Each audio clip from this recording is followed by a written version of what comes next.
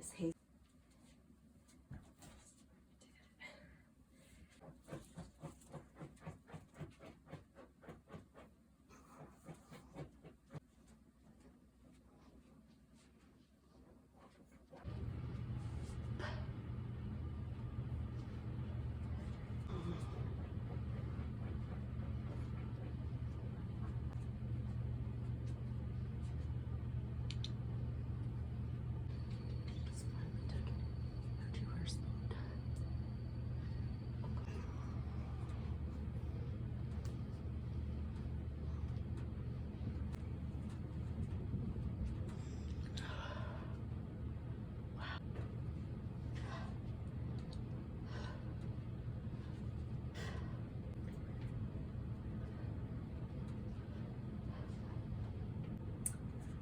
So I've just finished putting up my sashing with my cornerstones. I have an extra top that I have a design for, but I haven't quite designed it yet. I have my little leftover border at the bottom. This is going to be 72 inches in length. This is for a girlfriend of mine. So kind of going to go a little extra because this is a quilt I designed in honor of my mom, who passed away, for those of you who don't know, a year ago, approximately. So it's called Anne's Flower Garden's the name of the quilt. That's why it's all flowers, because my mom loved her flowers and she loved her yard, so always had lots of flowers in our yard. So now you're probably wondering, well, why am I not doing the sashing before I do the blocks, like putting the sashing on the blocks? So right now we're going to audition where our blocks should go, because we don't necessarily like the way we put them. So I always like to use my design wall. I have a design wall. You don't have to. You can go to the dollar store and you can get those flannel backed sheets, tablecloths for here in Canada. They're $4 at one of the dollar stores. Takes about 2, as you can see, maybe 3. So it's $12. It's not the fanciest, but you know what? You can't see beside me, but I've actually got the one beside me. I'll stick a picture of it up in the corner somewhere. But they work really, really well if you're under a budget. I am usually designing more than one quilt at a time, so I have a couple. So there we go, and I'm just gonna put the blocks up random, and we'll see what we do like and what we don't like.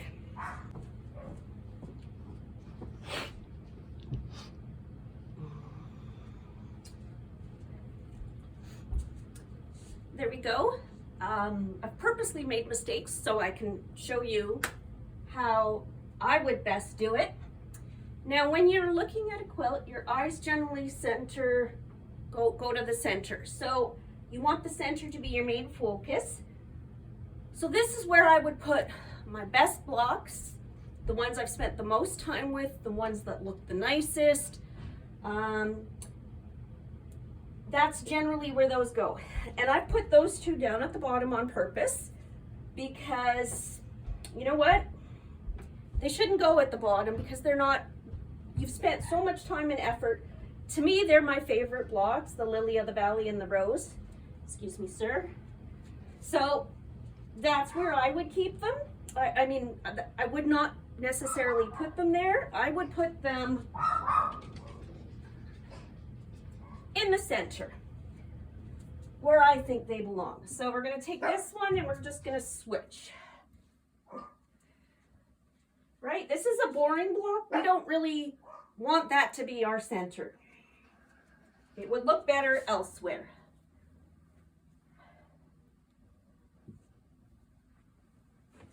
Okay, they're a little wonky there, so I'm just going to add some pins to keep them in.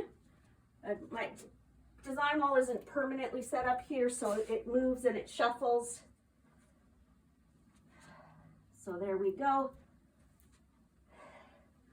Okay, the next thing is I have directional blocks. So I've got, this is directional, this is directional, and this is directional. What I like to do with my directional blocks is put them kitty corner, and I'm going to leave this one pointing in, and I'm just going to rotate this one so that it is also pointing in.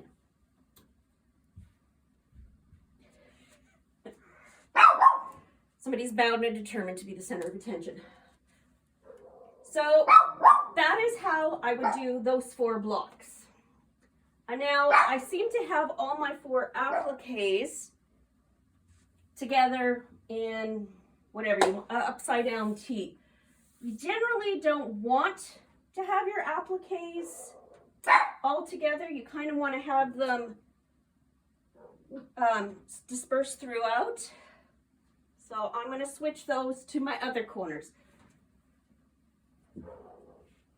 I may not keep it that way, but I'm going to go for that way. All right. The next thing I am going to look at is these 2. They are divided in the same way with similar leaves, kind of opposite one another. So I think I'd like those 2 to be opposite, and I'm going to take it from here because it's really loud right there at the top center. I'm going to move it down there. And then I've got a comm block above and below, so it's not detracting from anything.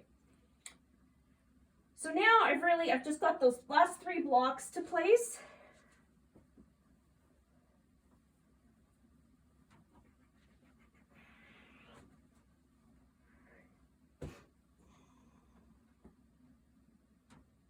And sometimes you really do, you have to think. So if I go to put this one here, I'm going to have these 2 that are calm, and I can't put it here or here because those will be calm.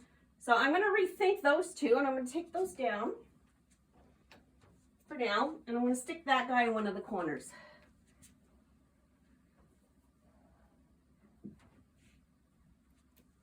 Right, so I do need another calm one down in the opposite corner, so I'm going to stick that applique one back there.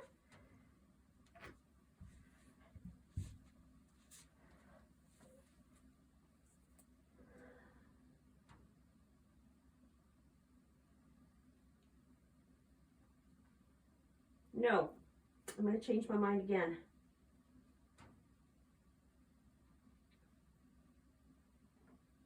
I had it on the board the other way, and I really liked it. And I can't remember the way it was. So another thing and trick in this is taking pictures. Always, always take pictures.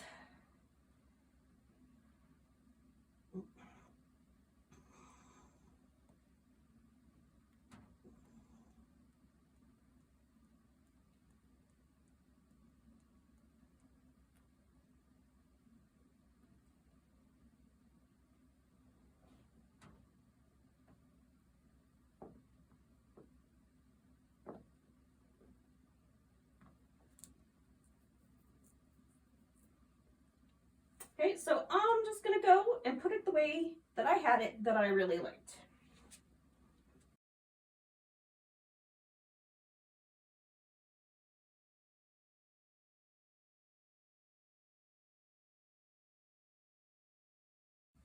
That is similar to the way I really had it. I had these 2 directional blocks beside each other. I don't like it. I like that they're both pointing inside in towards the quilts. I've got a busy block there, and I've got a busy block there, but it's very different than this block, so those 2 work together. I've got a calm here, and a calm there, and a calm there. So if you can't do opposites, triangles work. So this is how I am going to piece my quilt together. So I'll show you, now that you know where they are and where you want your blocks, you label them, and I'll show you how to do your row sashing. Now we're going to work on our sashing, and we are going to need our 12.5-inch rulers, or our rulers in general.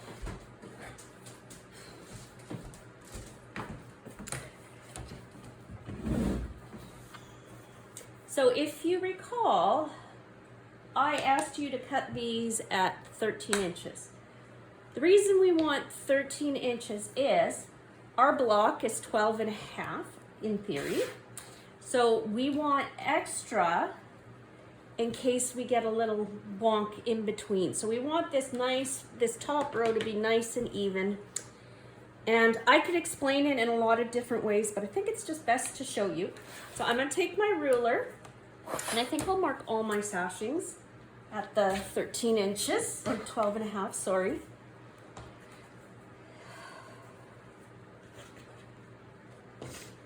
Right, they're all 3 by 13.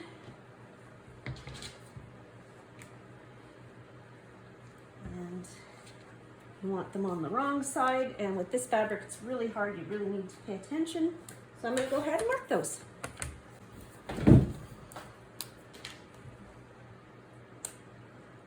And to mark them, I'm going to line them along the sides here and try and do an equal portion of the excess fabric on both sides. So just under, it's going to be just under 1/4 inch.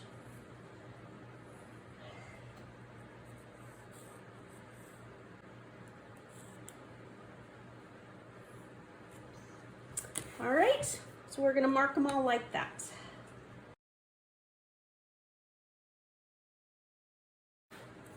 Right, so I have all 4 marked. I'm just going to swing them over, and I'm going to just work with our first block. And because we have 4 pieces of sashing and 3 blocks, what we are going to do is we are just going to do, or I am going to do, the sashing on both sides of the first block. Now remember, this one is directional and we want it pointing in. So this is how we've got it. Mine, I was doing the math, trying to figure it out for you ladies how to do it correctly. It was done incorrectly, but I didn't want to scrap the block. So I've just worked it in. So we're going to be short, and we're going to have an perfect prairie crocus for this one. So I know I don't need to worry about that because she's not going to care. I'm not going in a, I'm not trying to win first place for, hand quilted, heirloom quilted. It's going to be treasured no matter what. So I'm just going to go ahead and I'm going to pin that. But I think it might help if I need some pins, if I had pins. So let me grab those. I take and I line up my 2 blue lines, because I know those are going to be the ends of the block, and I go and I mark the center.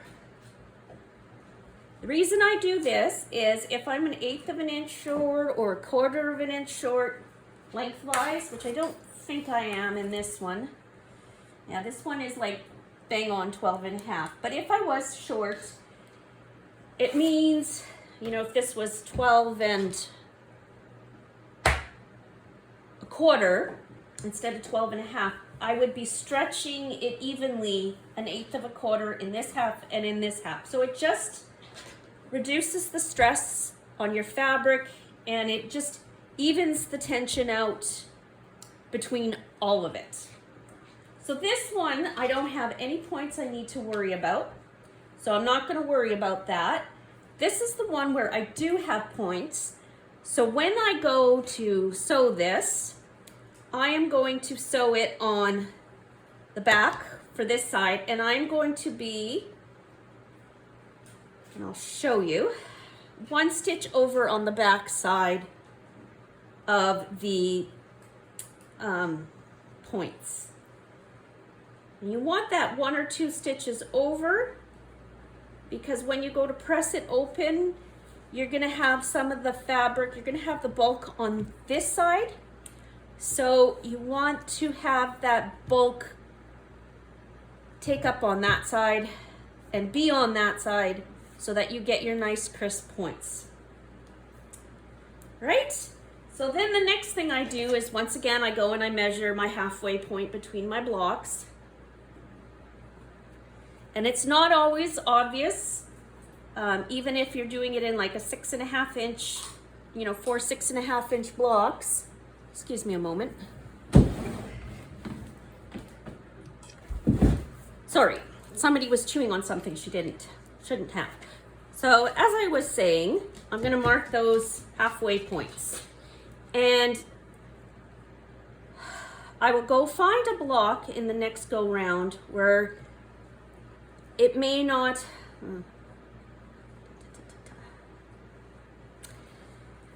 sorry, I'm thinking, it's never a good thing. So I've gone and I've marked the halfway point on this whole block. So we are ready to roll and pin that. But I just want to make you aware, and this block hasn't been trimmed, but this is the halfway point visually for the block. But even though it's not trimmed, it might not be the halfway point for the block, and it's not. I'm out just like 1/8 of an inch there. We need to keep that in mind. So that's why, even though visually this is the half and half point, we always mark the actual halfway point. So I haven't looked at this one, I haven't trimmed it, I'm just using this as an example. So I'm taking the pin out and I'll maybe go in more detail for something like this. So now we're gonna pin, and it's really just the simple effort of, you know, finding our end here, putting in our pin,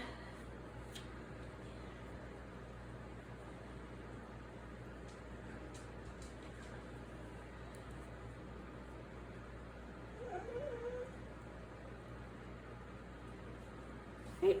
So when I say we want to hit the point here, this is what I mean. So I'm actually going to go and I'm going to press that open so I have a better visual on where my points are, because those are very important. So I'll do that and then I'll show you the correct way to pin.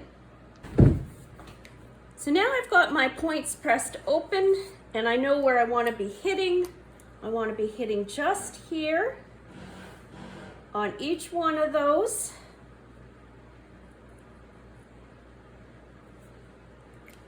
And I've gone and I've opened this side up. I don't need to worry about that side. Another thing is, because you're sewing from this side, you actually want your pins to be on the pinned from this side instead of that side. So I've gone and I've switched that up.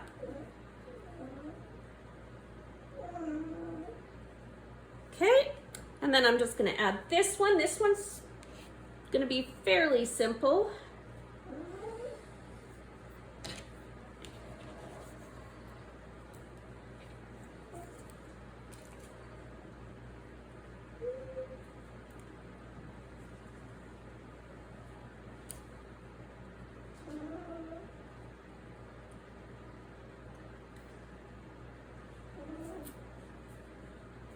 Line up my little blue marks there. And I do add that extra pin, and if you feel confident enough not to, don't worry about it. I like to, because I find fabric can move on me, and I would rather have more pins and be accurate than to, you know, not do as many pins as I possibly could and be inaccurate. So I'm just going to add the 2 pins in there, and I'm going to go and sew that, and then I will also trim this one up, and I will show you what I mean about the center of your block visually not being the center of your block physically. I've gone and I've trimmed. You can tell I've trimmed because there's less fuzz on the outside. So once again, I'm going to mark my center here. I use a pin. If you're confident enough just to use that little light fold, go ahead. This one, I just want to make sure I wanted it directional this way, because we do need to, you know, remember our direction, because we do have the couple of directional fabrics. So I'm going to be pinning on this side. So let's measure that. And you know what, it does this way, it does measure exact center there. Let's see if it does on this side. And once again, yep, it measures. So mine works out. It just happens that way. we're not going to worry too much about it. You can see I'm kind of going wonky here and going in a little bit there. So as I lay this down, I am going to be aware of that when I go to pin.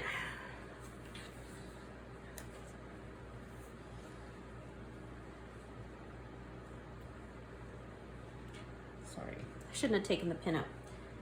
You can see that's where we go.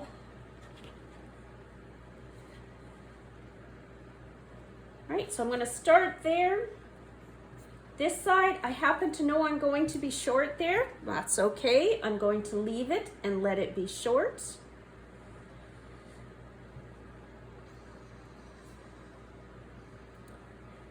Once again, just because I don't want it shifting.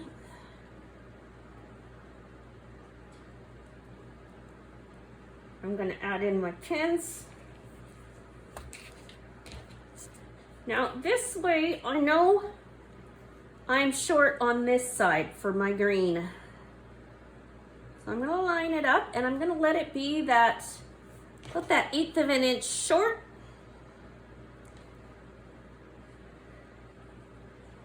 And that's okay, because I'm aware of that.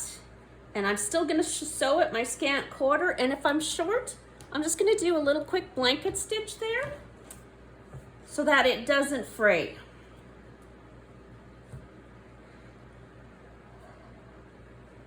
And these are my 2 points. Remember, we're going to want to shift our points. So I'm not quite, more at just over an 1/8. So I'm going to move this up so that when I go to sew at my 1/4 inch, I'm still going to be really close to hitting that point. That's important to me. And I'm going to go ahead and just pin like that. I'll sew this up, and I just want to remind you that, you know, we're doing our direction correctly, and when we go to fold over, we're going to be folding over towards the right, because the first one is going to have the left and the right, and block 2 and block 3 in your row are just going to have towards the left. As I was coming to trim this block, I realized, oh, I'm a whole 1/2 inch short. So what I did was I went to this block's reference point and I made this block 3 inches square. So when all is said and done, I am 11 3/4 of a block. So that leaves me, you know, 3/4 of an inch shy. So could have pretended it was fine, but I thought, this is a good learning opportunity to learn from my mistakes. And maybe you are running into the same problem too, because remember, this is an applique block, and I said, oh, applique, as we applique, it tends to shrink. So these ones we made bigger, wisely. And in my genius of designing this block, I did not think the same. So what I've gone and done is I've just taken some scraps, and what I'm going to do is I'm just going to frame it. So these are cut at 1.5 inches, and once again, cut an extra 1/2 inch, and when I press these open, you'll see why. So I am going to go and I'm going to mark these at 11 3/4, and it's going to give me that extra 1/2 inch there.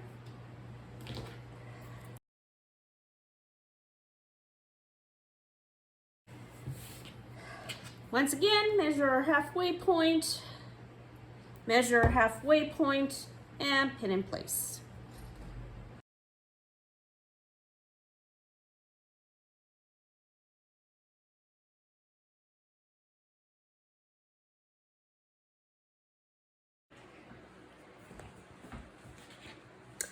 Right, so we just want to point out a few things, and we'll start with this one. We wanted to hit our points, and we pretty much have on each one. I have had to adjust it, I think, shorter this way. So what I'm going to do is, I know this should finish at 3.5, 2.5. So we cut it at 3. I've done one seam, so we should be at 2 3/4. I'm going to mark our 2 3/4 line this way, and just trim that extra. All right, so I'm going to line us up here at the 3/4 as best I can. That one's not going to matter if we go over, because we are actually over there. We just want to get it as best we can. And sorry for the extra barking, but it's springtime now. We've had the squirrel outside, so we have lots to say about the squirrel. And now I've gone and I've brought out my 16.5-inch ruler. What I'm going to do is I'm going to mark those. And this is what I mean when I say you want the extra. And this is where, oh, well, no, I'm jumping the gun. We want to wait till they're all sewn together. That's what we want to do. So ignore that. Here we go for this one. Remember, leave it short. So we're adding. And just trim off that extra.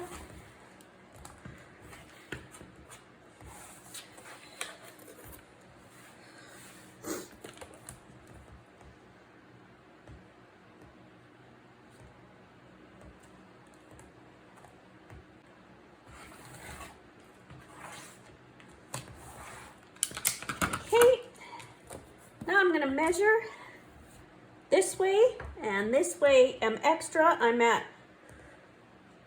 just under 13.5. So my next go rounds I'm going to cut at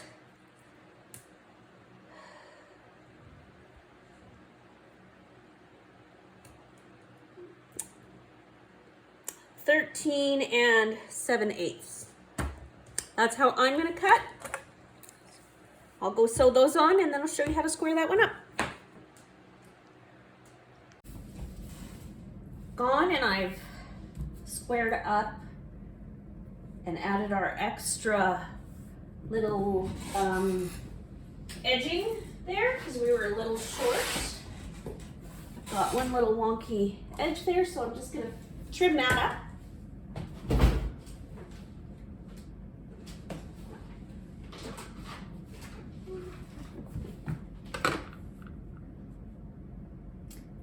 And it's literally just our edge.